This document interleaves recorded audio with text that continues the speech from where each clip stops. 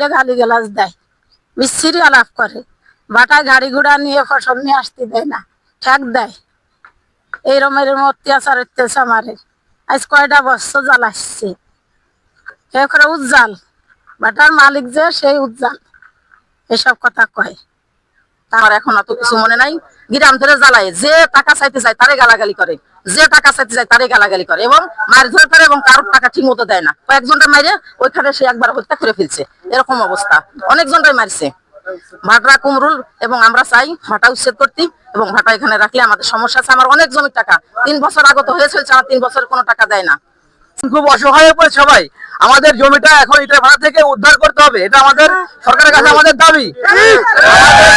আমাদের ইট ভাড়ার কারণে আমাদের পাশে একটা মসজিদ ঘর হয়েছে, সেটার মানে কালো ধোঁয়া এসে মানে পরিবেশ দূষণ করে এবং পাশে একটা স্কুল আছে কুমরুল মাধ্যমিক বিদ্যালয়, ওখানে ধোঁয়ার জন্য পরিবেশ দূষিত হয় এবং এবং ফসলি জমি যারা দেয় নাই তাদের জমি জোর করে দখল করে নিচ্ছে সে।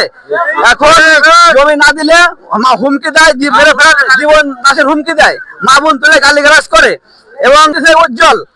এখন আমাদের একটাই দাবি, এই ইট ভাটা আমাদের এখান থেকে খুব তাড়াতাড়ি সরাই ফেলতে হবে। এটা এটা আমাদের 2-1 দিনের মধ্যে আমাদের দাবি মানতে হবে। আমাদের একটাই দাবি, ইট ভাটা সরাতে হবে এখান থেকে, পরিবেশকে দূষণমুক্ত করতে হবে। এখানে অবৈধভাবে ইটের ভাটা করে আমাদের কৃষি জমিগুলো নষ্ট করা হচ্ছে। কৃষকদেরকে জোর করে তাদের জমি দিতে বাধ্য করা হচ্ছে।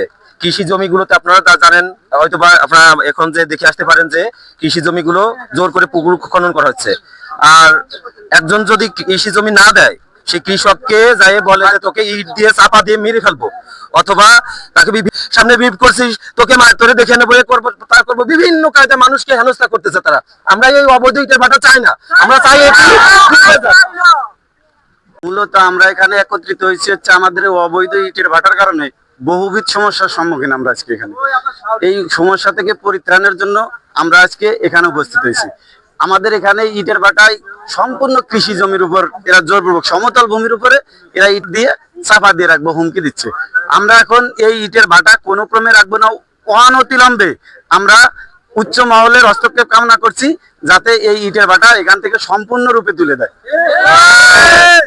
এই ভাটা সরাই ফেলতে হবে, তা না হলে হয়তো দেখা যাচ্ছে যে কোনো লোক কোনো হয়ে যেতে পারে, মারা যেতে পারে, মার্ডার হতে পারে। এই জন্য অবিলম্বে এই ভাটাকে সরিয়ে নিতে হবে এবং নিতে হবে যাতে আর ফলাবত পরিবেশ থাকে না।